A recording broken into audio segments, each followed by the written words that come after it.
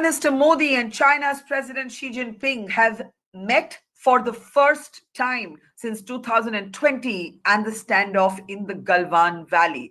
Remember, for the last few years, Indian troops have been standing eyeball to eyeball with Chinese troops, but a major announcement of a pact at the LAC, a disengagement that could lead to a de-escalation, preluded this bilateral between the two leaders. The meeting is taking place at the BRICS summit in Russia. I'm Barkha Dutt, you're with the Mojo Story. Our big focus today is on that BRICS summit and the message that Prime Minister Modi is perhaps sending to the Western world at a time of a showdown between the Modi government and the Trudeau government over Hardeep Singh Nijjar, and rising tensions between India and the United States over Khalistani Gurpatwant Pannu. Now, of course, India has argued that India believes in multi-alignment, in a multipolar world, that the BRICS is not an anti-Western forum, but a non-Western forum. But the timing is interesting. The fact that Putin is hosting the summit is even more interesting. This is all happening at a time when the West has been counting on the so-called isolation of Vladimir Putin. Certainly the images coming out of Kazan in Russia run counter to any sort of semblance of isolation. What might be expected from that bilateral between Xi Jinping and Prime Minister Modi? What's the larger message from the BRICS summit? And is it a message when the Prime Minister talks about no double standards on terrorism meant for the West? Or is it also meant for China? How do we decode the messages coming out of the BRICS summit? Joining us is a very distinguished panel. I want to introduce them. Professor Raja Mohan, who's of course one of India's finest strategic affairs specialists, experts, columnist with the Indian Express as well, is with us. Welcome to the program. Lieutenant General Raj Shukla, military veteran, is with us. Welcome, sir, as always, to the program. And Ambassador Veena Sikri, veteran diplomat, is with us. Namaskar, ma'am, and welcome to the program. Now, let me actually start with you, Ambassador Sikri. How do you read or how do you decode the messages emanating from the BRICS summit? This is not the first time, of course, that we are part of this forum, but the timing, this summit coming at a time when there is a showdown between India and Canada, when there are tensions between India and the United States of America, when the West has been going on about the isolation, quote unquote, of Vladimir Putin, the Prime Minister emphasizing that there can be no double standards on terrorism, underscoring the fact that the BRICS community represents 40% of the world. What is the message and who is it directed at? Well, I think the message is directed at telling the world, BRICS and non-BRICS included, about India's policy, foreign policy based on strategic autonomy and on India's own interests, that we will be friends and we will develop our interests wherever it suits us, and we will work on that. I think Prime Minister's, strong iteration of the achievements of BRICS and what he wants them to work on further. For example, he spoke about the digital payments infrastructure, he spoke about the environment, about the Green Fund, and so many other activities in asking the BRICS people to join. And his view on terrorism was absolutely categoric, and that aimed at the West and the non-West. It aimed at, as much as Pakistan and what the world thinks of Pakistan, as much as Canada and so on, saying that we have to have one standard for terrorism. And he also spoke about the increasing radicalization of youth, which is a great problem and which is, feeding into terrorist activities all over the world, particularly in Europe and other places like that. So I think that his message was comprehensive. I think the overall summing up of what BRICS is came a couple of days ago in a statement that the Prime Minister and his office had made, saying that BRICS is not an anti-Western grouping. It is a non-Western grouping. So I think this option of a alternative grouping has come out loud and strong through the way the BRICS summit has been organized by President Vladimir Putin in Kazan, a very important part of Russia, and the way in which the new members have joined, and the way in which a long list of members is waiting to join. So, the focus of BRICS and the amount of attention it's attracting is enormous. I think the second big factor which we must see is the special role that Prime Minister Modi has garnered for himself at BRICS. And we saw it yesterday in the meetings that he had with President Putin, who spoke to him about, accepting India's role in bringing an end to the Ukraine-Russia war. His meeting with President of Iran, President Masoud Pezeshkian of Iran, and he also spoke about, the President of Iran also spoke about the role of India in the Middle East, in the West Asian conflict between Israel and Hamas and Hezbollah and others. So, Prime Minister's role as a world leader, seen as a global force for mediation, for peacekeeping, for bringing conflicts to an end, that has come up very sharply. And of course, the most awaited moment is the meeting between President Xi Jinping and Prime Minister Modi. And I think that too is very important, that just on the eve of the BRICS summit, the 4-year-old effort, ever since the events took place in Eastern Ladakh, in the Galwan Valley and others in May and June of 2020, the 4 years of effort, very painstaking effort, combined with 31 meetings at the diplomatic level on the working group, 21 meetings at the military level, and also India's strong preparedness at the border. We responded this time for the first time, I think, to China's salami slicing efforts, which have spanned decades, by responding with our military preparedness. We can respond, we will respond militarily. We are ready for the diplomatic negotiations. As Prime Minister said, it is an era of diplomacy and dialogue, not war. We do not want war, but we are prepared for it. And we have shown that we are prepared for it. And the reason that is being talked about around the world, why did suddenly President Xi Jinping, blink? Why did the Chinese side blink and agree to the disengagement and agree to go back to the pre-2020 positions? Because, of course, on Depsang plains and Demchok is where they had held out, and now they've agreed to that. So this could lead to a disengagement. De-escalation is another matter altogether. Why did he agree to it? That is being speculated. I think it has a lot to do with the Chinese economy, which is in the process of falling off the cliff, if it hasn't done so already, and also the Chinese army itself.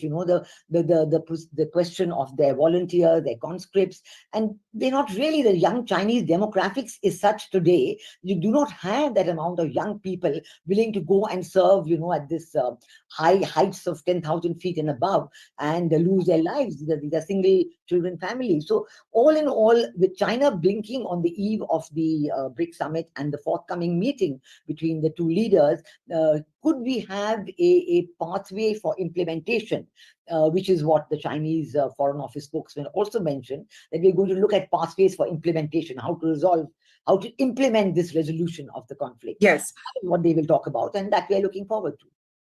Let me bring in Dr. Raja Mohan at this point.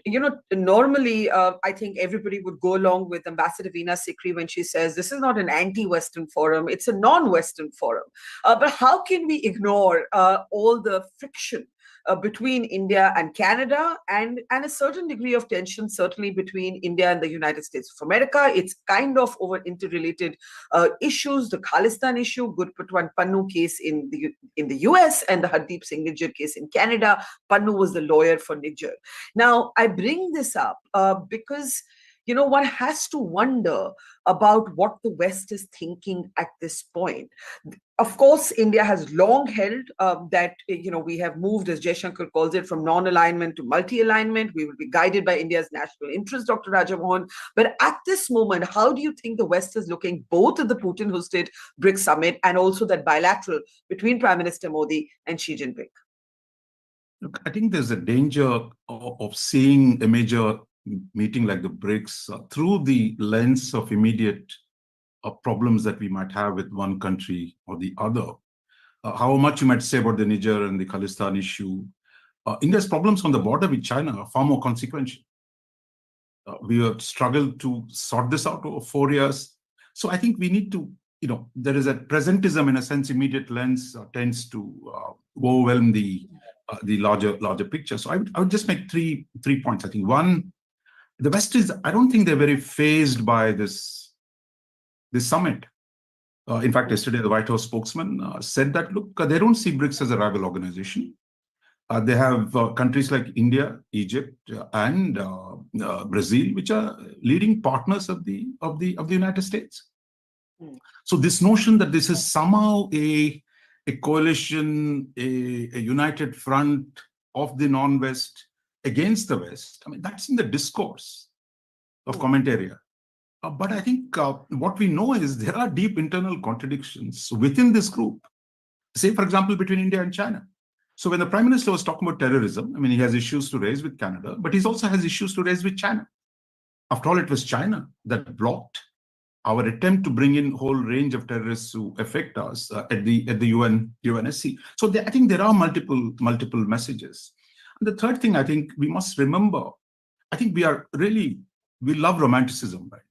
We love this, somehow we're creating this great ram to boost, to bombard the Western headquarters. But I think idea of collective bargaining, that somehow we can come together to defeat the West, has been a tempting illusion, but it has never worked. Just to list out, the non-aligned movement did not work.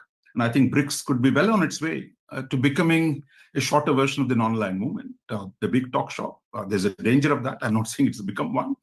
Second, I think this notion that somehow we can overcome our own contradictions. As long as India and China have a border dispute, a $100 billion trade deficit, the notion that we have such convergent interests that we can collectively work against the West, I think finally, I would say Russia and China want to use this platform as an instrument to mobilize global opinion in order to bargain bilateral deals with the United States. None of these 25 people sitting in Kazan can get Putin a deal in Europe. Only President, maybe Trump, if he gets elected, only the Washington can get him that deal. So I think, look, Russians and Chinese are utterly centered in power politics. They know this is a way of mobilizing global resentments, which are real. There are genuine resentments, including in India, against the West. So China and Russia are trying to mobilize this and use this to negotiate bilateral deals with the United States. I suspect we're not very different either. So I will resist then the temptation to indulge in what Raja calls presentism, as tempting as it is for a news reporter to do so. But General Shukla, let me ask the more pertinent question. Ambassador Sikri also raised this. Why did China suddenly blink? What happened? What happened? And how should India respond? Because can we ever go back to the positions pre-Galwan? In a way, there's talks about Eastern Ladakh having become a different kind of, or a new Siachen. We were thousands of troops eyeballs to eyeball with the Chinese. And there will be a hesitation in trusting the Chinese again, no matter whether the disengagement leads to a de-escalation or not. For the military, for many experts in India, China is an even greater adversary than Pakistan. So what do we make of this sort of sudden sort of willingness to reach a pact? General Shukla. So, my reaction to this is that while what has happened over the last 24 hours or so, this patrolling arrangement or agreement which has been reached, it must be welcomed, because the broader Sino-Indian relationship must move forward. It can't be held hostage to an impasse at the borders. But these are early days yet. I mean, this whole business of disengagement, de-escalation will have to pan out. The patrolling arrangements will have to be verified. And that trust will have to be rebuilt. What happens to the permanent infrastructure which has been constructed, these huge tunnels, ammunition points and all that? So, I mean, good news, it must be welcomed, but we must be watchful and vigilant, which I'm sure the LAC formations on the ground will be. But the larger point that I wish to make is this, that if we view the Sino-Indian competition through the narrow prism of just the LAC, we are making a grave mistake. Because the challenge with China, the competition with China is far deeper, sophisticated and complex. So it should not just be attached to that. The second point that I would like to make, I think Ambassador Sikri made this point, what has got them to agree is, of course, the diplomats must get a lot of credit for it. But over the last 4 years, what we have done, what we should have done many years earlier, but what we did finally, this whole business of operational rebalancing, positioning reserves, massive upgrades in logistics. If you go now, and if you had gone there 3 years back, you would see a massive, logistics upgrade, technology infusion. It's not been in the public domain, but in many other areas, we have, there has been calibrated aggression, Yangtze, for example. So I think that the PLA realized that India's defense posture along the LAC has strengthened significantly. And therefore, it does seem to me that for the foreseeable future, they will not be able to coerce similarly as they did in Galwan. So that's one major, the thaw has been extracted. It is not because it is suddenly good neighborliness. They have realized that there's no point pushing here. But that does not, and I would like to reiterate, larger challenges remain. And see, what is the core issue here? The core challenge is that given the power differential, and look at the power differential, how it translates militarily. In my view, it's about $400 billion every year. But China's budget, whatever you say, the American Enterprise Institute says $700 billion, let us say $500 billion. Ours is 100. Now this $400 billion is translating year on year along the LAC. And here, therefore, the acquisition of military power is at an astonishing clip. So this differentiation that we make, primary orientation, Taiwan, not India, that is not true on the ground at all. And therefore, as we move forward in the relationship, we must not let go of the operational momentum. And the future of the Sino-Indian relationship must be edificed on what I call fail-proof deterrence. It is possible, but we have to, remain focused. And now the time also has come. We just have to address this issue head on. We have to look at increasing the defense budget. This differential of $400 billion is a very serious issue. And if you see, there are two ways to ensure peace. One is the CBMs, and one is, what shall we say, a robust defense posture. The CBMs cannot guarantee peace. Both together can. But if we rely on the CBMs began collapsing since began fraying since 2014 before they collapsed in 2020. So that's how I look at the Sino-Indian relationship. So certainly no romanticism about that pact with China in this conversation, even if Dr. Raja Mohan says that there's some romanticism, that there's going to be a forum that will take down the hegemony of the West. Ambassador Sikri, do you agree with Raja that the temptation to join the dots between present happenings, the US indictment that names a former RANW officer, the showdown with Trudeau, this is a temptation that must be resisted. The BRICS forum will meet this year. It will meet when it's scheduled to meet next. It has nothing to do with presentism or current affairs or what's unfolding, and these dots are only tempting for journalists to join. Or would you think that there is realpolitik in diplomacy also, that when the Prime Minister says no double standards on terrorism, that is a message for somebody? It could be a message for China, that you don't block Pakistan, based terror groups when India brings resolutions against them at the UN. But it could also be a message for those Western countries that have cast this entire dispute over Khalistan as a morality play, without looking at their own sort of responses in similar circumstances. How do you see it, Ambassador? Well, I see it as a bit of both. I would not cast aside as being just presentism, no, because India's entire objective of multi-alignment or strategic autonomy, whatever you would like to call it, is based on building up relationships with each as we go along. You cannot suddenly say that if something has gone wrong with the bilateral relationship with Canada or USA, that you can quickly turn around and do something with China. No, the China progress has come after 4 years of very hard work. And that was happening at a time when India was also working on Quad. It's not that we were, exclusively working with China and forgetting about Quad. No, ever since that time, India has been giving full importance to Quad. So we are giving every importance to the relationship with Quad, to maritime security in the Indo-Pacific. And at the same time, we do realize that we have to have our channels open, whether it is ASEAN. Our Prime Minister was there at Vientiane at the summit recently, and you saw the bilateral there, and the discussions with Singapore. Singapore is now suddenly, refinding its relationship with India after several years of giving it a very muted importance.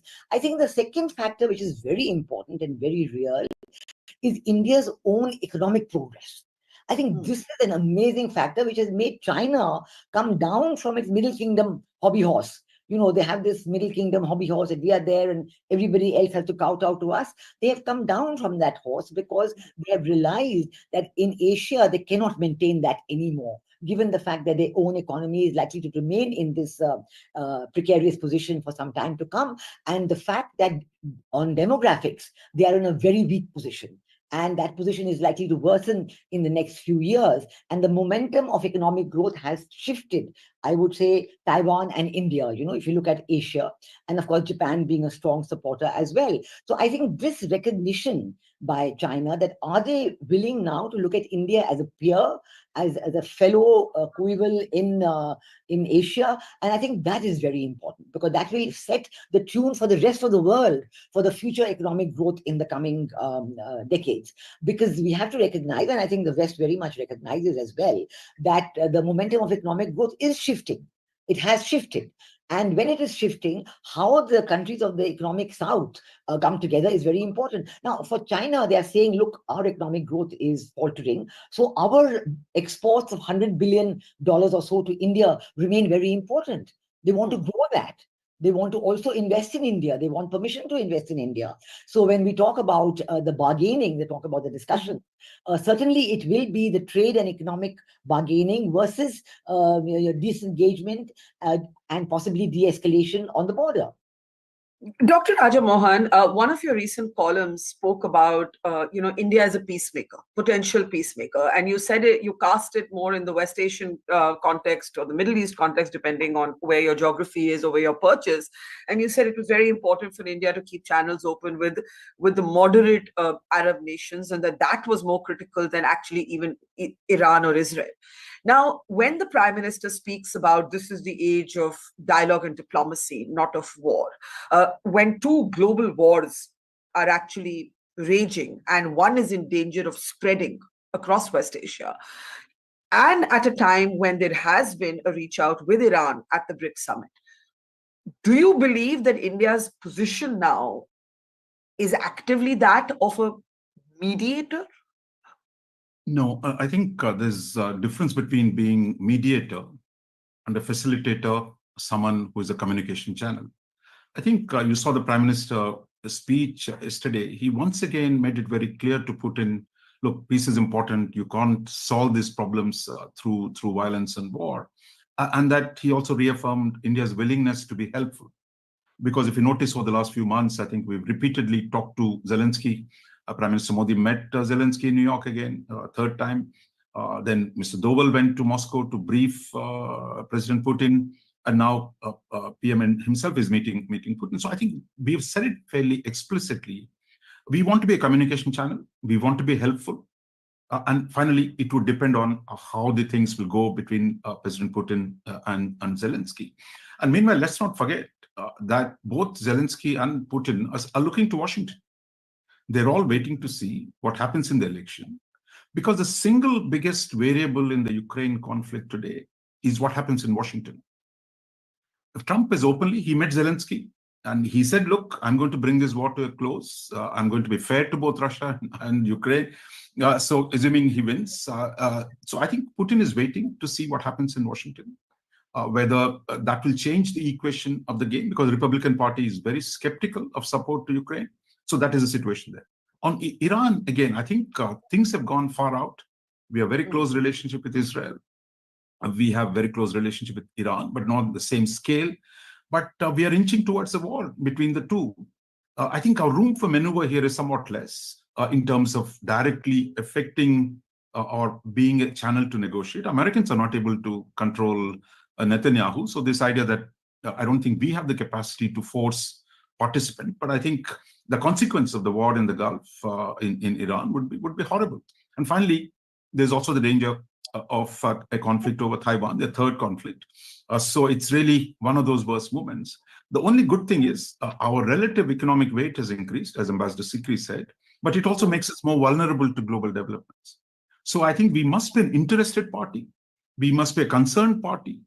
And we must be able to relate, at least in the Middle East, we have good relations with all the major actors. So I think we must stay engaged. And I think in the BRICS forum, The UAE, Mohammed bin Zayed, is a dear friend of PM Modi. He's there. So I think we have good relations on both sides of the Gulf, and the Arab side and the Persian side. But I think it's important to know our limitations. But at the same time, given the nature of the consequences of any one of these wars on us, we should be reaching out and see what we can do to help bring stability and peace. Shukla, as a soldier, do you have alarm bells going off on your head at this Modi-Xi bilateral?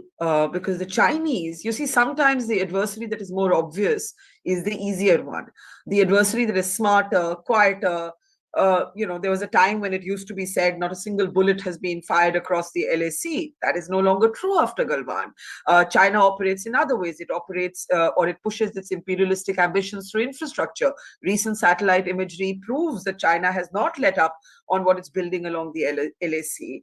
The BRI, the Belt and Road Initiative, opposed by Jaishankar when he was in Pakistan at the SCO summit, right? So I think, as Raja says, there are a million contradictions even for us as a nation that we're grappling with here. Do you have alarm bells going off in your head? I mean, so no alarm bells, but may I just suggest that we should take BRICS a little more seriously than what Professor Raja Mohan was suggesting. See, look at the allure of BRICS. It started off as 5. Today there are 9 members, 40 waitlisted, expressing interest in joining. It is also spearheaded by Russia and China, 2 key players. Russia, of course, is the pivotal member, and China is the driving force. And see, what is it's this economic entity has now acquired some geopolitical weight. You look at the GDP, you look at the population; it exceeds G7. In fact, Russia, when it was evicted out of G8, is now trying to create this BRICS as a kind of alternative to the G7. And there it is acquiring some traction. It is driven, of course, by grievance of this, US as a hyperpower stomping around the world and all. But look what's happening. The other challenge that is being mounted to the US-led West, CRIC, China, Russia, Iran, North Korea, 75% of CRIC is in BRICS. And the global South, which is actually the Karambhumi of Russia and China, many of them want to get enlisted, and of course China wants to enlist them in this anti-West cause, where India, of course, along with Brazil and all, have this very critical role of balancing this anti-West kind of predilection and saying we are not anti-West, but we are non-West. But I'll just give you 2-3 quotes from Putin and Xi that should get us worried. They are talking of enhancing leverage with both Washington and Brussels. They are saying not a seat at the obtaining table, but a new table for ourselves. So I think there is a very determined challenge to the US-led West, this order. It may be early days yet. It may not, realize its potential. But the challenge is definitely... You do see it as an anti-West. Yeah, and if I may just add, I'm just asking... We are trying to position it anti-West, but that will not happen because there are people like India, Brazil and all. But the challenge is a little more serious than I think what Professor Raja Mohan was suggesting. I'm told there have been 200 meetings, Sherpas and all that in this BRICS, and some of the other issues like this alternate payment system to SWIFT. Now, very early days, but I'm told some BRICS bridge is going to be launched and all. And this is because there is genuine grievance. And what is the genuine grievance? That whenever there is any disagreement, you simply lock people out of the financial system, sanctions and all. So this angst and grievance against these kind of measures, so a serious challenge is being mounted to this old Bretton Woods system. Look at the anachronistic traditions in the Bretton Woods system. Today, why should the boss of the IMF and the World Bank be a European or American citizen? It is these kind of issues which are causing a lot of angst. And therefore, we must take the BRICS a little more seriously, though it may not live up to its potential. Okay, we have just a few more minutes left. Professor Raja Mohan, I must give you a chance to respond. Are you guilty of not taking BRICS seriously enough? I don't think it's possible to take BRICS seriously. Look at the last 1 week in the Indian stock market. Where is the money gone? We've fallen from 85,000 Sensex to barely 80,000 today. All that money has gone to China. Because one signal from Xi Jinping, he's going to liberalize investments, he's opened its real estate market. So money has flown there. Look, I think Chinese have $1 trillion trade with the US. They have a massive trade surplus with the Chinese, with the Europeans. So this notion, they're going to simply abandon this. I think they're doing it purely to mobilize the rest of the world. Putin and Xi have reasons to do it. But Xi Jinping keeps meeting President Biden separately, wanting a separate deal. They're going to manage the world as two most important powers. So I think here's a BRICS problem. If anyone thinks India will jump from a dollar-dominated world, for all our resentments against the sanctions that come, would we like a yuan-dominated regime? Would you like China to dominate the global finances? We're not able to handle the $100 billion trade deficit. So I think there are contradictions here. But this is it's as I said, look, there's a lot of romanticism. The idea that we must build a front. Resentments are real. But the ability to translate resentments into a coherent strategy. Yes, they are talking about, de-dollarization is very, very popular in sections of Indian media. But the fact is, Prime Minister Modi himself said that, look, we are looking at trade in, our own currency. We're not trying to, and Putin himself has said, look, there's no BRICS currency in play. The only threat to dollar actually comes from the United States. President Trump's advisors, some of them say they want to reduce the value of the dollar to promote manufacturing in the US. The crypto guys, the biggest challenge to dollar now comes from the crypto technology industry, which wants to restructure the whole system. So I don't think Russia, China will do the talk, but I think the capacity to get the UAE, one of the most important influential countries, Saudi Arabia, into this battle against the Americans. And I think we're really overreading the situation, and I think we should be pragmatic. We have reasons to work with the Russians and the Chinese, but I think we should temper what is possible, what is in our interest, and what is not in our interest. Okay, let's take last comments on what you would be looking out for, all three of you, at that bilateral between Prime Minister Modi and Xi Jinping. Ambassador Sikri, I'll start with you. Well, I think when we go into a bilateral like this with President Xi Jinping and Prime Minister Modi, the first thing we need to know is that China is very clear in its objectives. They want domination of the world, and they at best are looking for a G2, which is USA and China, and this is the two groups. And they dominate the rest of the world, and they divide the world into their spheres. India has been staunchly opposed to this. India believes in multipolarity. India believes in multi-alignment, and India is going to remain that way. We're going to really fight our way to ensure that there is multipolarity. And I think a lot of what Prime Minister Modi has done through his foreign policy reinforces that. So we have Quad, we have BRICS, we have so many other forums going. Our Prime Minister is invited for the G7, almost as a standing member there for all the meetings. So that is there.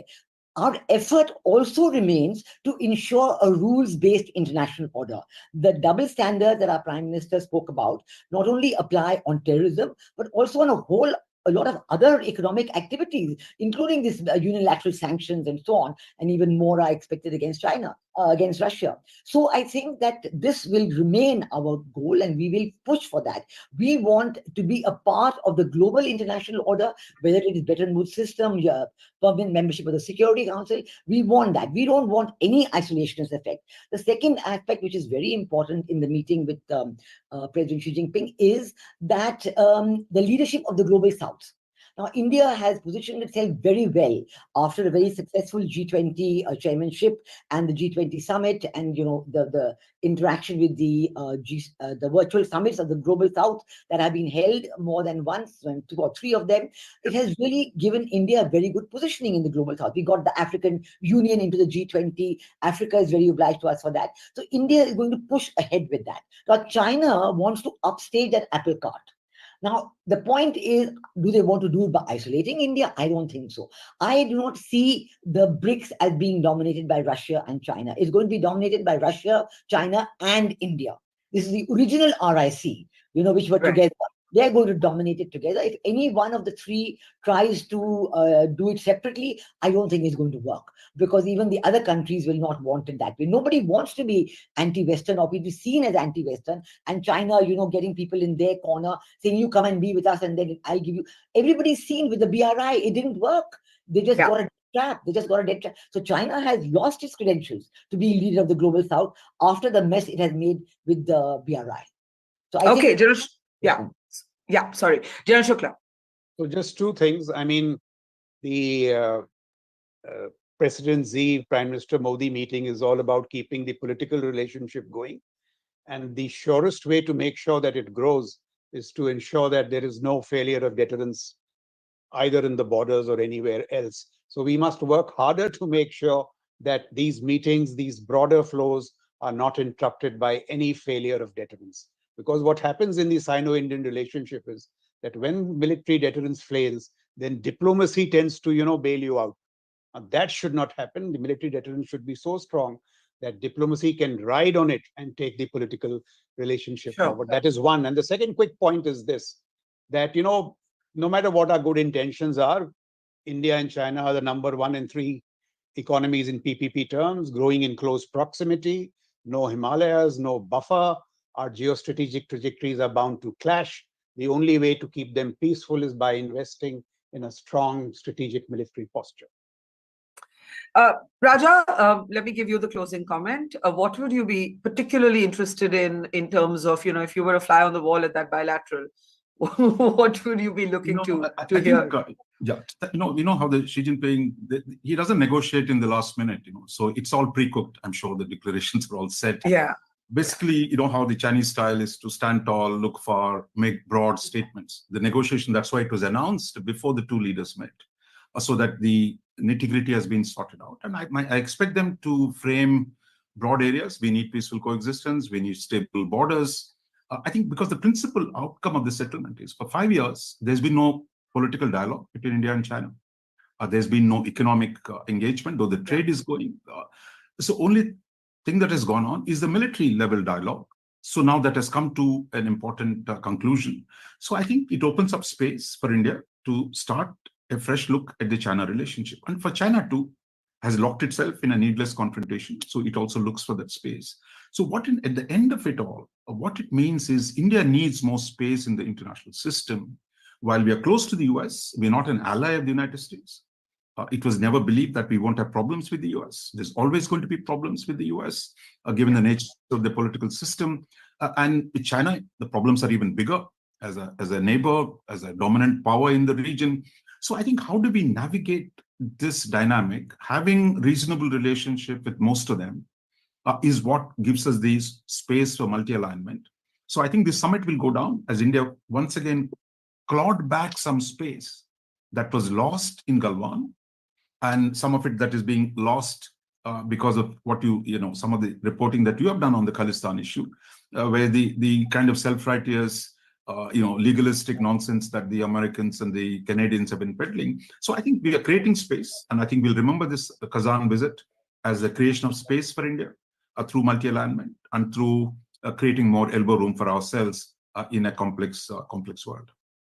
I think we can all agree with that. And, it was the Chinese who first said we live in interesting times. That phrase has never been truer today than for the multipolarity that certainly India not just believes in philosophically, but is actually executing in all of these multilateral forums. Thank you so much, Professor Raja Mohan, Ambassador Sikri, General Shukla. It has been a learning to talk and listen to all three of you. And I'll be listening very closely, applying everything you've taught me today to what happens in that declaration after Prime Minister Modi and President Xi Jinping's meeting ends. Thank you very much. Take care. See you soon. It's great to see you here. Thank you for watching our work. If you haven't subscribed yet, don't forget to click the bell icon and subscribe to Mojo Story and support independent, robust journalism.